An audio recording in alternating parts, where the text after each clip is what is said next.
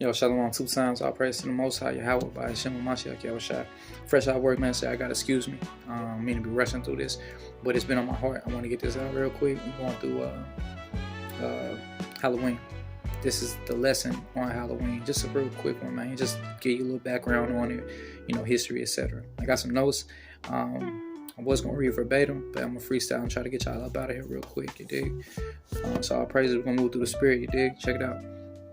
So we got, of course, Halloween. There's some little history on it. Now, Halloween comes from the ancient Celtic festival called O Ween, which is a Celtic New Year, which symbolizes the end of the summer and then the harvest season.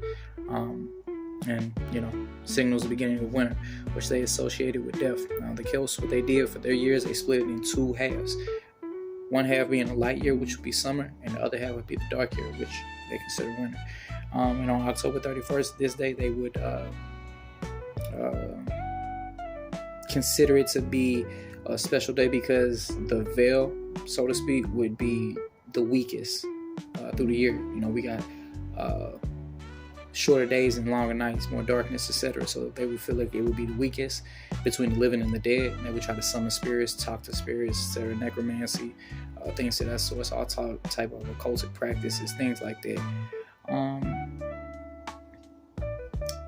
So by them believing that they could, souls could cross over and they can talk to souls and things like that, they didn't want to be recognized by souls. So what they would do would dress up in disguises or costumes, put masks on, etc. Hence, that's where modern day America and society gets the dressing up for Halloween, putting on, disguises, costumes, things like that, in hopes to, the Celtics hope to throw spirits off at that point in time.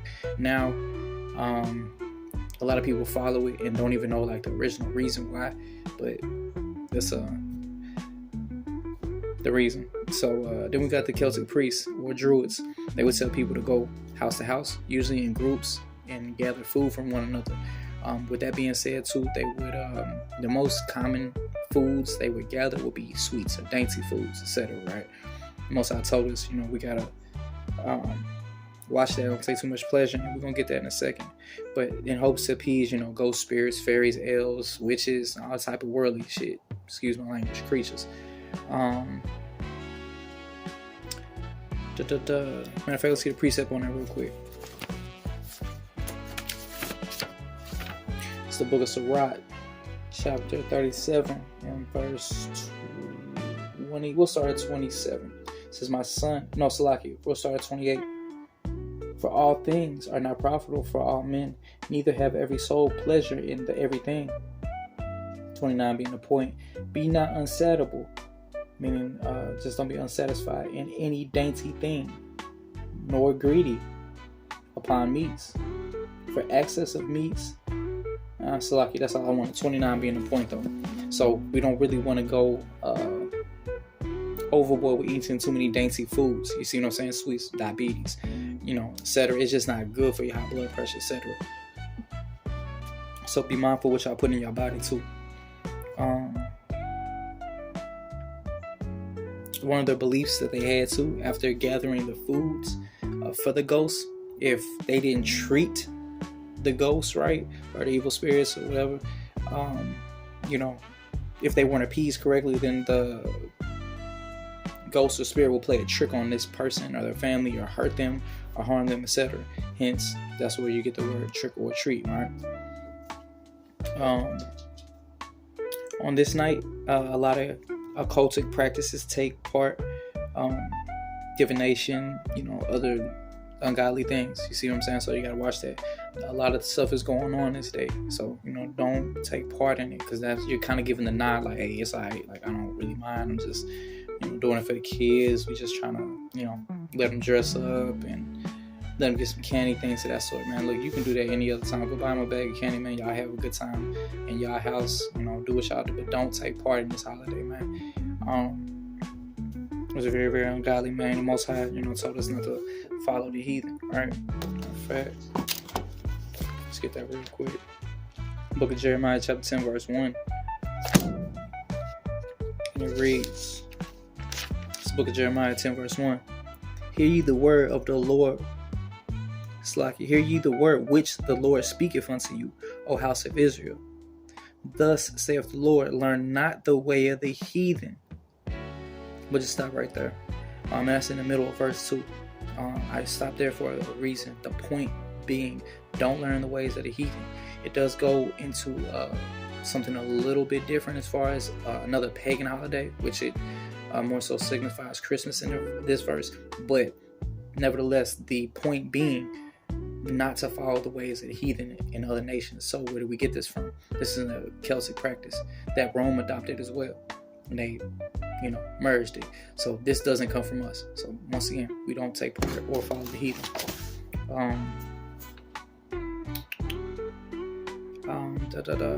So people sought out to going back to this the cult practices and divinations and things like this. People sought out to summon family members, ancestors, ghosts, other type of deities that was just ungodly. Have conversations with them, sit with them, talk to them, things of that nature. That's all night. Also, traditions of this night, like for women, what they would do, they would sit themselves in a dark room, get a little candle, whatever. They would get in a mirror. They would do whatever they did in hopes of seeing the husband's face. It's like it would just breeze by. Just some old creepy, weird stuff. You know what I'm talking about? So, which that right there, you gotta understand we can't do that. They're trying to summon things and get answers from on the left hand side. We don't deal with that. So yeah, that was one of their traditions. Standing in a dark room in front of a mirror with a candle and see if they can expose themselves to their future husband. Not necessarily like expose like in a vulgar way, but be exposed to the face of their future husband. Let's see what the scripts say about that real quick. Let's go to the book of Deuteronomy chapter 10. Slacky, the book of Deuteronomy 18. We'll start at 10. Bear with me, give me a sec, man. Alright, let's run it. It's the book of Deuteronomy chapter 18 and 9. It says, when thou art come into the land which the Lord thy God giveth thee, thou shalt not learn to do after the abominations of these nations. So once again, going on with Jeremiah 10:1, man, learn not the way of the heathen, man. We ain't supposed to be doing a lot of this, right? So, we got to refrain. It's too easy, man. Halloween, we ain't missing nothing, man. Believe me. Some old goofy shit. Verse 10, there shall not be found among you anyone that maketh his son or his daughter to pass through the fire, or that useth divination, or an observer of times, or an enchanter, or a witch, or a charmer, or a consulter with familiar spirits, a necromancy, a wizard. One thing that he knows clever things and clever ways to get what he desires and show others, etc. Or a necromancer. For all that do so, Slaki, for all that do these things are an abomination unto the Lord. And because of these abominations, the Lord thy God doeth drive them out from before thee. Thou shalt be perfect with the Lord thy God, meaning keep the laws. This is against the law. This is the law. We find this word in the Torah, right? All right, cool. So that's what the Most High say about that. So all that, trying to summon things and shit, stuff like that, we can't deal with. Now touching on the pumpkins. It says, so the pumpkins come from the Celtics, thinking this would keep the spirits away. So they carved and cut pumpkins and turned them so little funny faces, mean faces, scary faces in them. They would put a candle inside on, the belief that would keep them away. Also, some believe that this was to lead, like they would put it in kind of like a lamp, like a lantern, and just going by like to lead the spirits to their food, them sweets, etc. Right? And fast forward, and you got to think Rome. When Rome conquered the Celtic territory around 390 BC to 43 AD, they fused their cultures. Well, Roman fused their day with their culture, because Rome had a day as well that kind of mirrored Samhain or Halloween. And that day was called Ferelia. All right, Ferelia. That's how you spell that. Feralia. Ferelia. And this day they would worship the dead too, and it happened to be around the same, time, late October. Go figure. Also, just a little history on that real quick. The word Halloween means the Eve of Hallows or Saints. This has to do with the Catholic Church originating around 609 AD. They were the reason it got named that because it had something to do with a guy named Pope Boniface IV, and pretty much he claimed this day as their own, things of that sort.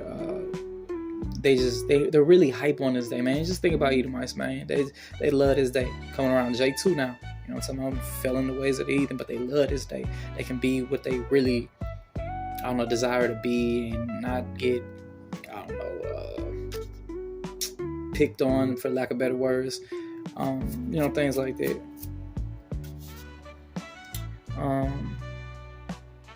So yeah, the Roman Church did claim this day as their own to remember their church's martyrs. Martyrs, just a person who died for religious beliefs. In the 9th century, Pope Gregory III decided this day of the so-called saints, hence the name Eve of Hallows. Hallows being the saints, as we know, things are hallowed, they're sanctified, but that's off. Then this day was moved from May to November 1st. So it would be from the night of the 31st of October until the night of November 1st. The night became known as All Hallows Eve. Then fast forward, now we have what? Halloween. Samhain is connected to modern day Wicca as well. And it's an old English word for witch. This religion comes from Wales, Scotland, and Ireland. They will practice a lot of funny stuff in that territory, hence where the Celtics originated and got a lot of their base for this religion. A lot of Wiccans claim this day as their own as well, dealing in much evil, rituals, divinations, contacting the dead, etc. A bunch of wild stuff. Just know if we take part in this, man, we can't. You're just agreeing with the custom, saying it's okay. That's all. I don't want to make it too long, man. I don't want to, go into it too much. Just a quick, brief history of, man, what's going on. I gave you some days, some points where you can go look up certain things and see, check what I'm saying, fact check it, make sure it's true. Do your own research as well. But yeah, man. Last precept I want to pull. Yeah, so lucky, man. I appreciate y'all bearing with me, man. Got a lot going on, trying to fit everything in today. 1 Thessalonians chapter 5, verse 22, and it reads, abstain from all appearances of evil. Simple. So you don't want to be where the evil is at or take part in this evil. Just keep yourself away. Simple, man. So don't be out here trick-or-treating, man. Don't be out here, dressing up, running around, door to door. Hey, what's up, blah, blah. I'm just this for the kids. It's this and this. Like, do what you got to do, man. Which is stay away from this day. It's not sanctified. It's not holy. It's not for us. So let's do what we got to do. Keep your head up. Keep it on the swivel. Let's get back to our Father, Israel. You see what I'm saying? Which our Father is the Most High. We're going to put some respect on His name, too. Hallowed be thy name. Don't just be saying the Most High's name just because, But with that, man, that's it, man. Short, sweet. We get right to it. That's it. I love y'all, family. All praise to the Most High. Yahweh by Hashem, Mashiach, Yahweh Shai, man. Y'all stay blessed, stay in the spirit. Shalom. AHOS